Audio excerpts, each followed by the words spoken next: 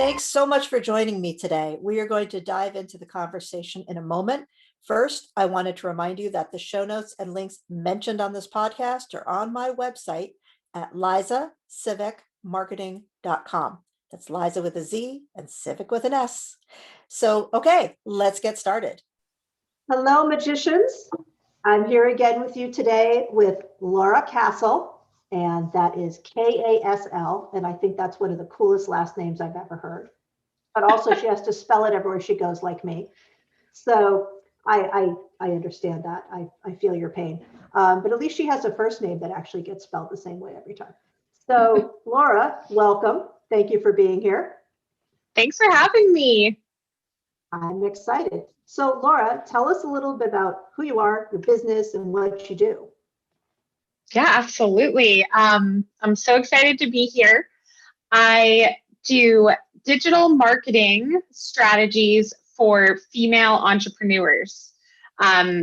So this way they have everything mapped out for them, so they don't have to struggle with trying to figure everything out. It's just, this is exactly what you should be giving to your audience, and this is what will move the needle for you.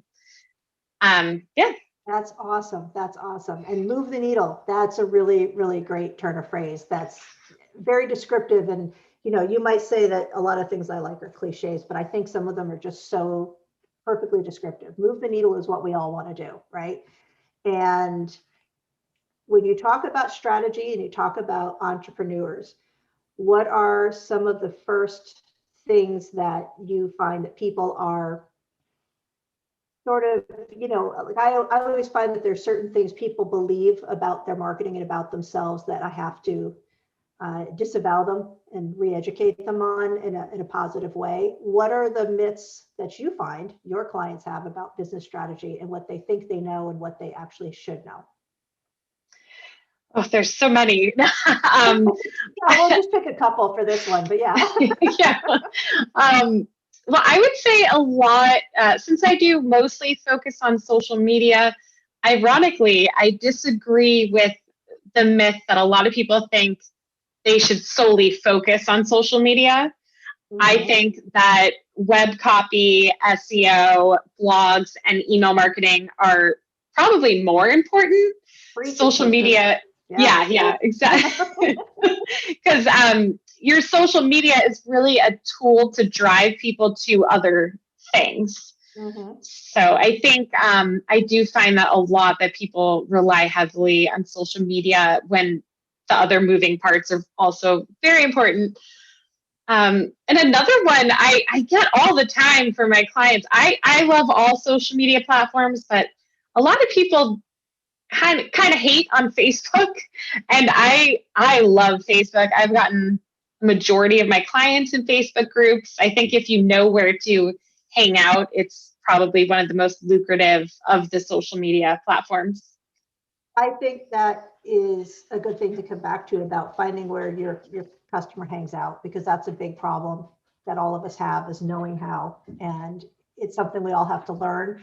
Those of us in marketing, of course, learned a long time ago, and that's what we do, but it's something we all have to understand and understand how that process works. Even if we're having someone do our marketing for us, it makes it easier for us to understand what's happening. Strategy. That's so true. The dogs. Go with the dog. They agree is the thing. They agree. They don't like when people don't know where to find their customers. So the Facebook, it's funny that you say that people hate on it. And I think that they're not getting great press right now. Their demographic is much, much older than it used to be, because they basically picked up one demographic and didn't pick up the younger ones. And they've just aged up with Facebook. It's not the college hangout that was originally invented to be. And I know 30-year-olds who have never been on Facebook. They just don't see any point.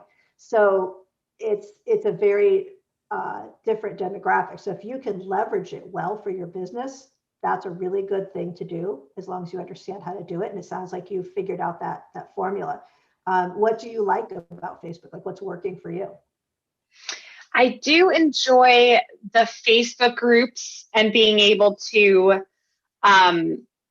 like pop in on other people's groups. I mean, having your own is wonderful. It's like a hub for all of your marketing. But being able to engage with a very specific demographic, as you were saying, per what the group offers. And also, if you've noticed, when you're on Facebook, for me, the algorithm favors groups. So I'm not even seeing what my best friend or my mom are doing on Facebook. I'm seeing all the activity in all the groups that I'm in. So Yes, yeah. so true. Yeah, I'm in a lot of ridiculous groups like bad taxidermy and bathrooms with threatening auras. Okay, so because there's got to be something mindless to do when I'm done working for a little while to transition over to real life. And Facebook groups are definitely being pushed up. And I have a lot of great groups for marketing and hobbies, and not just things with threatening auras. Those just make me laugh. But yes, Facebook is definitely preferred by the algorithm right now. And with the ability to opt out of advertising, Facebook groups are going to be the rise of where to advertise yourself. Is everybody hearing my dogs right now? Shush. It honestly, it's pretty blocked out. But what happens is sometimes your voice gets muffled. Let me try this again. Because yeah. Hold on.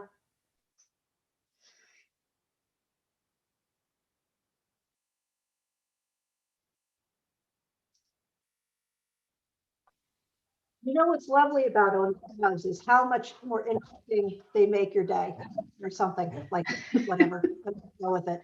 So this podcast is an advertisement for why you should have an office door, but my office door is off for painting right now. So I love so what you were saying, not to be too distracted by the fur buddies here, the fur port staff, as I call them. So for Facebook, so Facebook groups are really the rise of where to go and find your clients now. And you don't want to be spammy, and you want to be seriously engaged. But the whole point is to find groups that are relatable to you and your business, because they're your client. And be there to engage and be there to bring value, not just to sell, which is a big mistake some people make. So if you had to give a couple of strategic tips on how to do that, how would you go about that? Yeah, well, exactly what you said. With you really just have to give value. And one of my favorite tips for that too is not only can you write the post, if you see people who are similar to you writing posts that you might ask, like market research, and people are engaging with it, you can engage in those comments, and it will make you appear as the expert in that group, because the more you're answering people's questions, the more people are going to start noticing you. And as far as searching for the groups, it's really about, as always with marketing, knowing your ideal client. And I mean, they have so many Facebook groups now. It is so specific to, moms who do this type of work. You can be very specific on where they are, which is wonderful. It is a microcosm of the internet. We have all found our fellow weirdos on the internet, and we have all found that we're not the only ones who do pretty much anything on the internet. And Facebook is like a microcosm of that now, in my opinion. So that's interesting information for me, because I see a lot of people turning away from Facebook because you have so little control over the algorithm. As you said, I don't see people I've known for years, but I suddenly am seeing the groups they're in. I'm suddenly seeing the comments that they make on public posts in another public groups. And I'm like, why is this coming up in my Facebook feed? And I see people who don't understand the algorithm getting mad, which as a marketer makes me laugh, because I realize they just don't know and it's not their fault. They're like, why do I keep seeing this stuff from this group? I don't believe in that. I don't support that candidate. I don't like that. I'm a vegan. Why are you showing me this? And it's because their friends are commenting in these public groups. And they're saying, hey, let's feed this out to all of their friends, whether they want to see it or not. And I'm seeing people come on going, please remove me from this group. And they're like, nobody put you in this group. Okay. Because they don't know how Facebook works. And you know what? Even marketers don't always know how Facebook works, because it's so constantly changing. So how do you deal with that? How do you deal with the fact that, you're in a group, and what else can you do? So the Facebook groups, what else can you do on Facebook? Or do you just go somewhere else? What's your other avenue? I would say, yeah, honestly, that is what I use Facebook for, is the groups That's it at now. this moment. I honestly, That'll change. Give it 5 minutes, but yeah. yeah, I don't even see pages in my algorithm, and I probably like thousands of them. So it's just interesting the way that works. And then of course Instagram. And the reason I like Instagram is because you can be proactive, just like with the groups, and go find your dream clients through people who do similar things to you.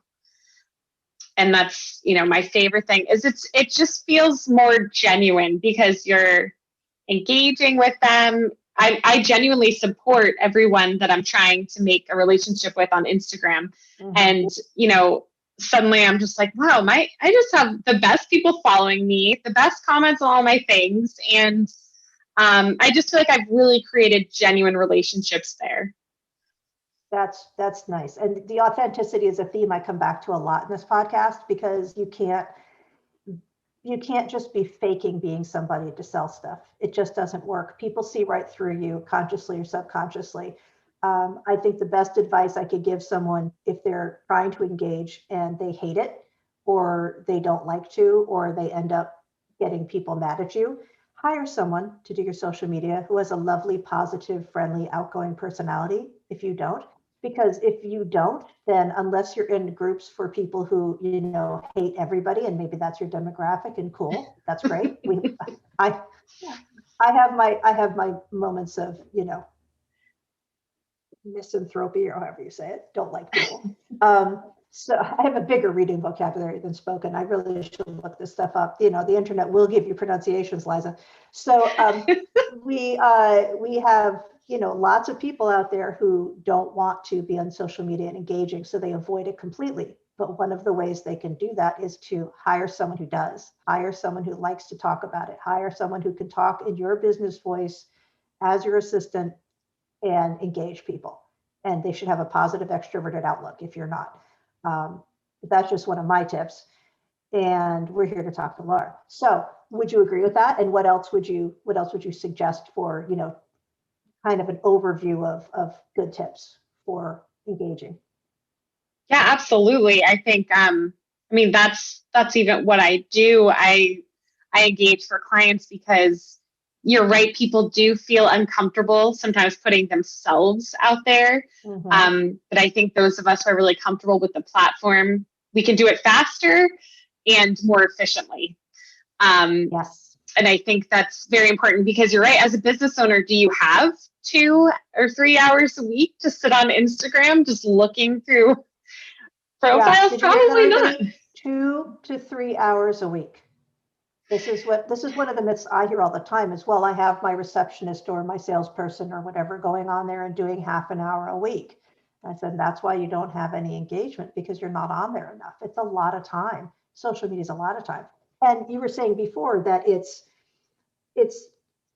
something people tend to concentrate on. And I think that's because it's the most obvious. It's very out there. You see it all the time. Everybody's talking about, did you see this on Instagram? Did you see this on Facebook? People are sharing things.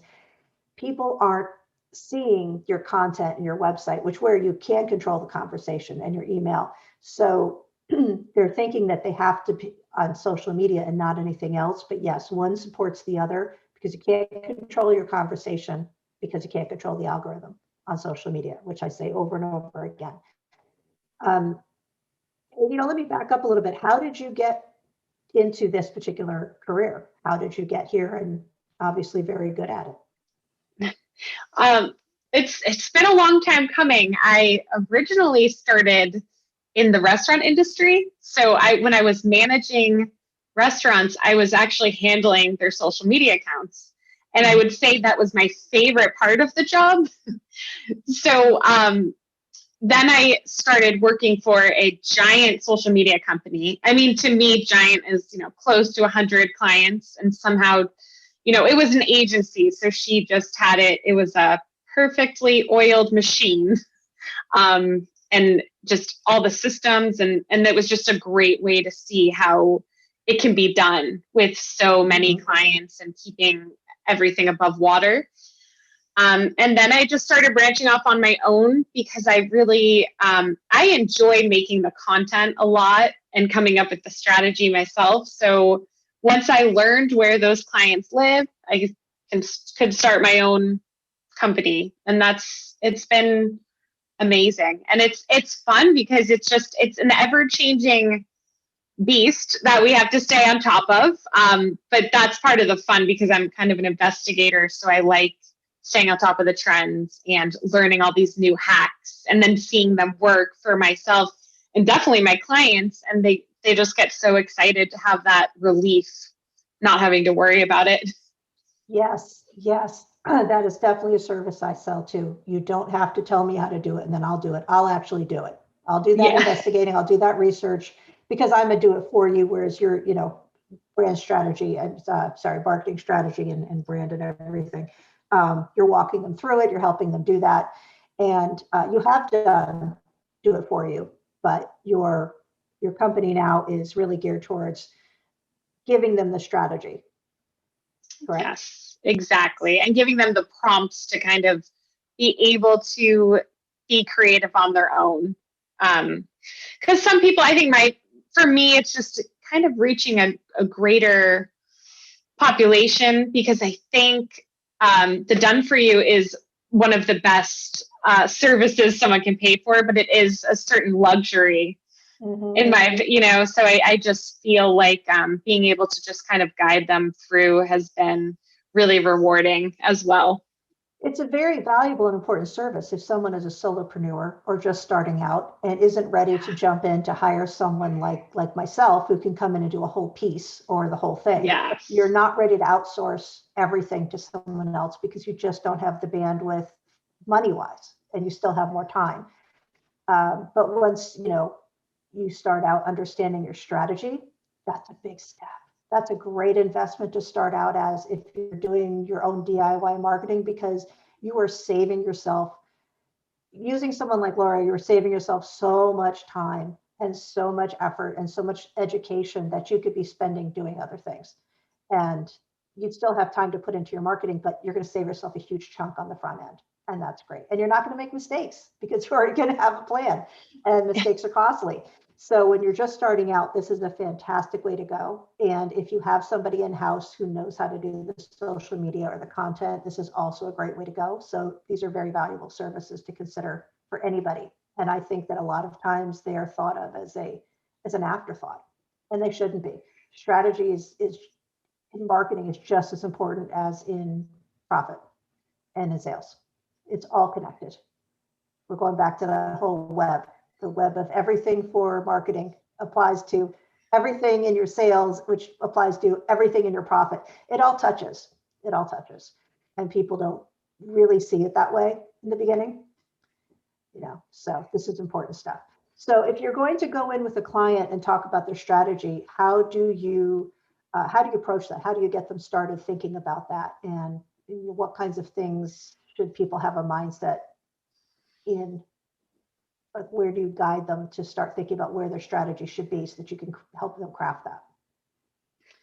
A great way to start is really with any brand or marketing is what makes them unique, because we are in a time of oversaturation, especially when you're in it like we are, you see a lot of it. But if you can make either your message or the thing that you offer, that sweet spot, very special and really harp on that, that's where the strategy comes. That thing that draws people to you, you want to make that apparent in everything that you do. Yes. That special sauce, and that's where we want to just repeat that and show it and give it visibility to everyone. So much of service-based businesses are handshake businesses. I don't care if it's sales. I don't care if it's, real estate or a coffee shop or people like ourselves who are in marketing and business services. Everything is a handshake business for us. And if people can't feel like they can trust us, even if they're in another country doing business with us, if people can't feel like they can trust us as a business owner and as a team, then it means nothing. So you have to reach out to people who are relatable to you and vice versa. You have to show them that your niche is exactly what they want to hear and will fit into. The idea that I just want to sell to everybody, and boy, if I heard that from so many small business people in my career, I just want to sell to everybody. I want everybody with money to come to my website. Yeah, they're not going to. So you're basically doing scattershot when you should be working with a laser.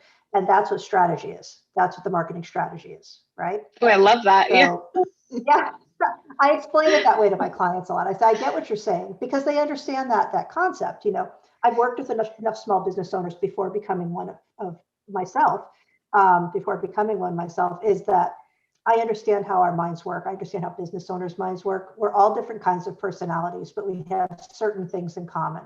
And one of them is, and I say this only about me, is greed. We want everybody. We want everybody to love us. We want everybody to love our product. And, you know, but that's not realistic. And I'm joking. I'm not really greedy, but it's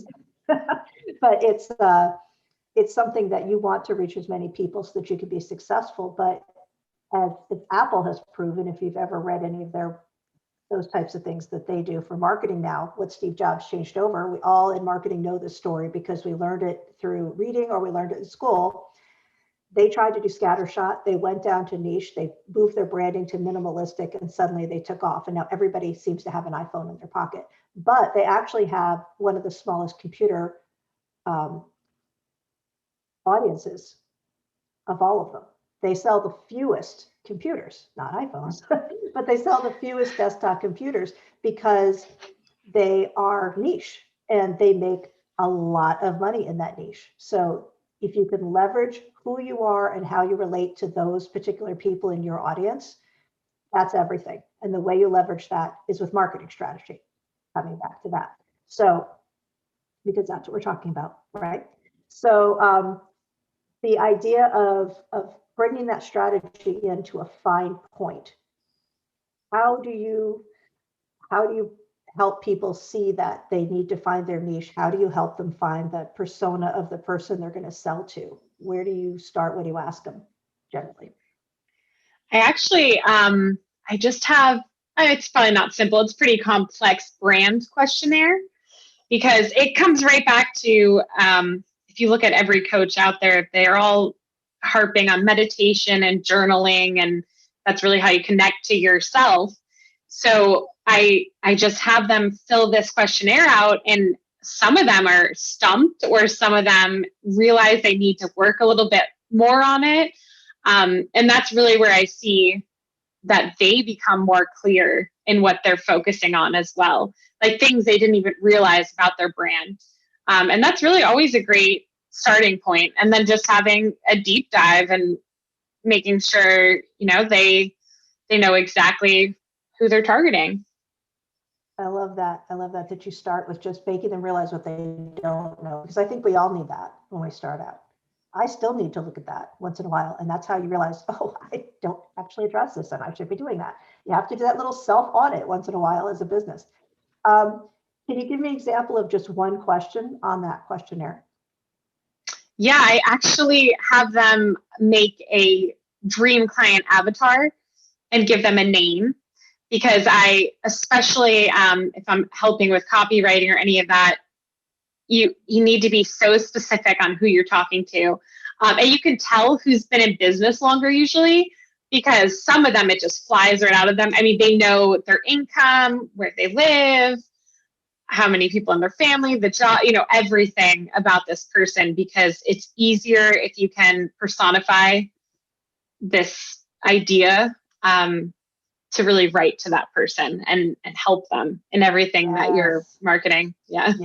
Yes. That's how you bring value and help you. You're trying to help that person solve their pain points.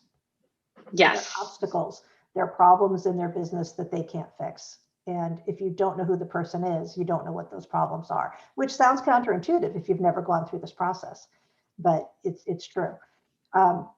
So when you do these services, what do you find is the most like rewarding? Like what do you get out of it as a strategist? This isn't as cold and analytical as it sounds, right? I mean, this is like really helping people. It's business therapy. Yes. Oh gosh, I need to take that. It's a business therapy. I'll send you the bill. Yeah. I love that. I think people have so many, they're just, I don't know if they're scared of marketing or they just don't know how to start. It's really a mix of all of that. And to see it start flowing out of them and become easier. And when they realize, oh, batching content really does work. I didn't just try to throw spaghetti at the wall and see if it sticks and randomly remember to post at 8 p.m. on Friday night. Which never works. Those are never the most engaging posts. And if they are, it's because you completely lucked out. Yeah. It's just random. Right. And it's also that consistency because, have I posted reels that I thought would go viral? Sure, that didn't. But then, the 50th reel I post, that's the one I just got like the most views I've ever gotten with just a silly one I did yesterday. And I was like, gosh, it's just consistency. The more you show up, you're going to start seeing more engagement. The algorithm favors people. As we were saying, engagement's not only important to get followers, but the more you're using the app, that's what they want. They want you on there and they're going to reward you if you are. Right, using words, not just, oh God, thank God somebody else's dogs are barking. So those are mine.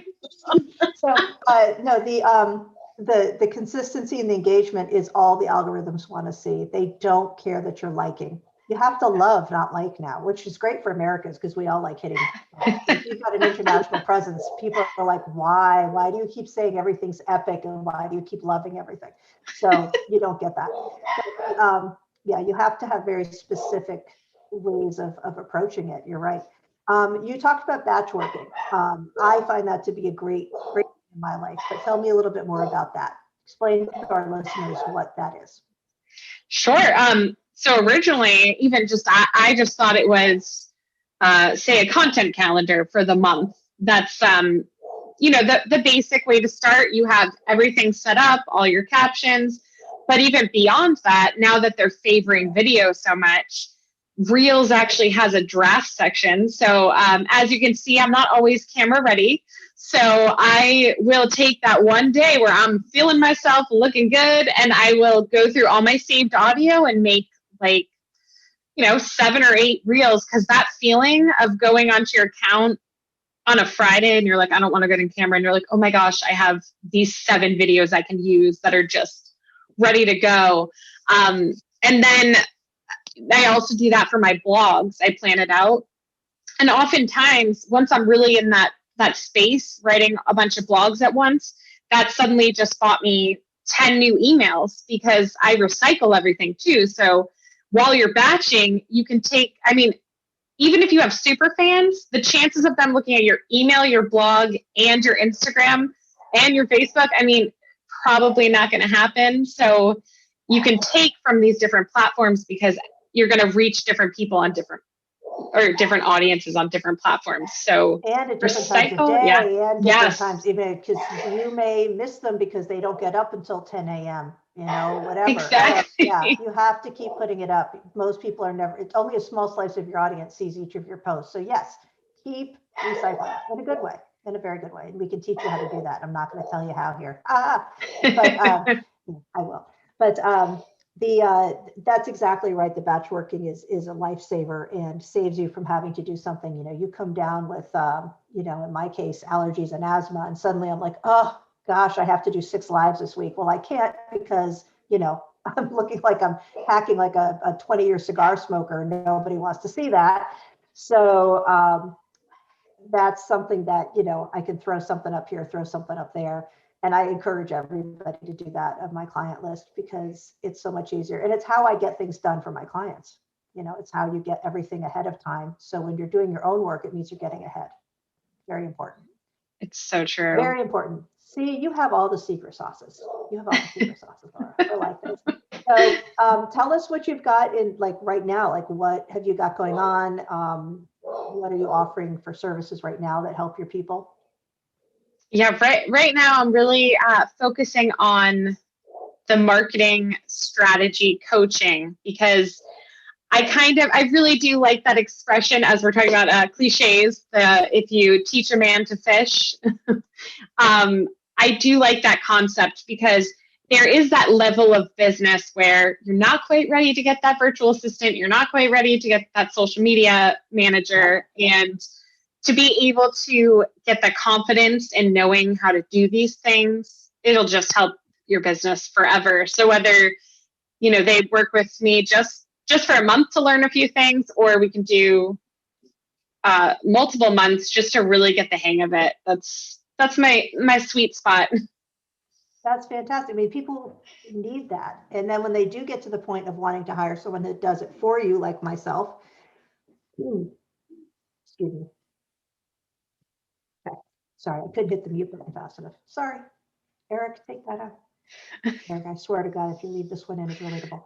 Okay, so the sweet spot you're talking about when you're doing the batch work, et cetera, and telling people how to do that, you're giving them lingo and tools and skills that if they tried to YouTube it or read things over and over again, it would take them forever to do on their own. So you're kind of giving them that whole package to start as a startup or a smaller business. And when they're ready to hire someone, they're already going to have knowledge so that they can hire someone can really do what they want to do. It's kind of like not understanding your own taxes and finances and then just trusting your accountant and never checking it. And yes, I know there's people who do that, but don't do that. You have to know at least what you're talking about. Having that education from someone like Laura from the beginning is invaluable.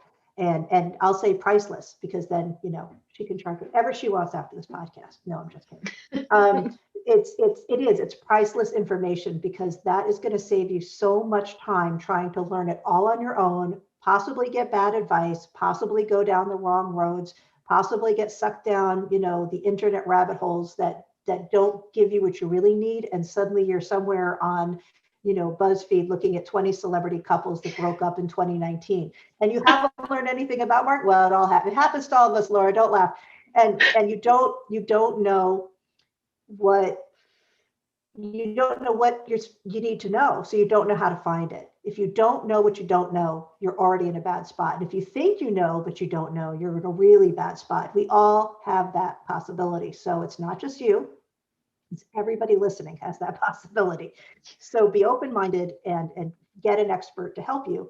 And that's a strategist, a coach who can get you to that business strategy and look at your company. And that's incredibly important. And anybody who comes to me has already done that with their marketing, while I also help people with it. That's a big step forward. So I love that. So tell us how to find you, Laura. Tell us where to find you, how people can get a hold of you and talk to you in these Facebook groups and all that. Yeah, any female entrepreneur group I'm in. No, That's it. She's there. Just Google her last name and she'll just come up. Yeah. I'm mostly active on Instagram, which is Kasl Marketing, KASL. So at Kasl Marketing, and my website, kaslmarketing.com. That's my hub of all the things, of all the information. That's right. You can find everything else there. And of course, we'll have everything on our site too, as we always say. So is there anything that you would suggest to people who want to start looking at their strategy? Obviously, go check out her quiz and, her site, but where would be a good place for people to start looking to see where their strategy might have some needs? Let's put it that way. That's a good idea. Well, I think just going back to the first thing, where if you're only focusing on one thing, and I'm not saying one social media platform, that's fine, but don't solely rely on a platform that could disappear tomorrow. You need an email list and you need a blog. And if you don't have those things, I would get started on those right away. Yes, or at least a podcast like me, because we all know about blogs. Absolutely. I don't like blogs for myself. I love them for other people. I don't like it for myself.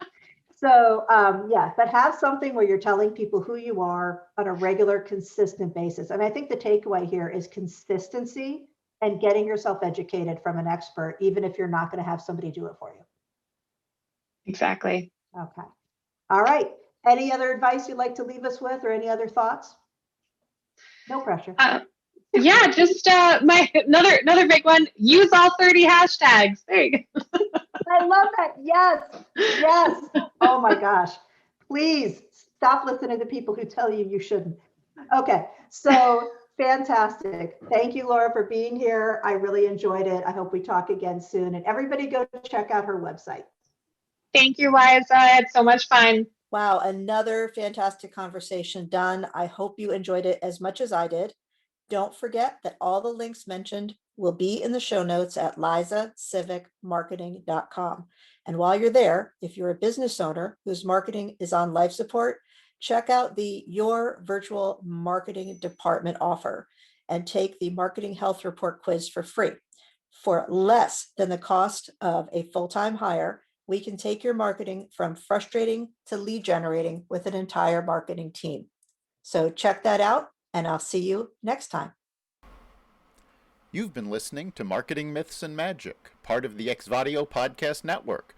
You can find us at xvadio.com/podcasts, as well as the Apple Podcasts app, Google Podcasts, Spotify, iHeartRadio, Stitcher, and wherever you find podcasts.